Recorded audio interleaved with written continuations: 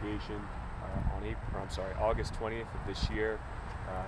PSP Wilkes-Barre received a phone call from a victim who alleged that the accused, Valentin Perez, had sexually assaulted him while receiving a Lyft ride from him. It's the ride-sharing app. On August 20th, last night, we took that suspect into custody. He was remanded to Luzerne County Correctional Facility.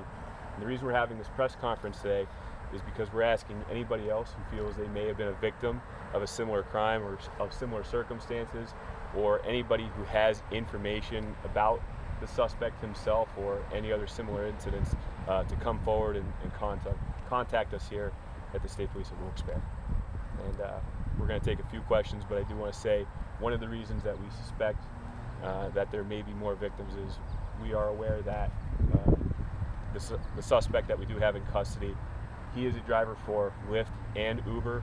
We're aware that he's given multiple or lots of rides in the area over the last few months, and we did have a previous incident with him that didn't rise to the level of sexual assault as this one did. It only rose to summary offenses, harassment, and disorderly conduct.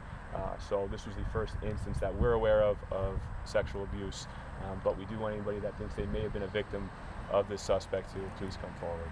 Trooper, based on the affidavit, describe what the victim allegedly said happened inside that car. Just how did it happen with this inhalant? So, in the best interest of the victim, we won't get into the exact specifics, but the accused did provide some kind of inhalant type substance to the victim, which incapacitated him, and then he was sexually abused by the Lyft driver, the accused. Trooper, with the substance, did he have his vehicle rigged to dispense this substance, or?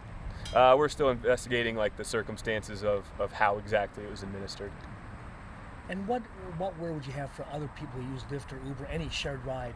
Does this send a signal that they just have to be extra careful, or also to the companies? How do they vet these guys out? Well, we just remind people to be cognizant, always be aware of who they're riding with, and just kind of always be alert, right? Because you never know who's out there or who you're getting in the car with, but just to be alert and know what's going on around you.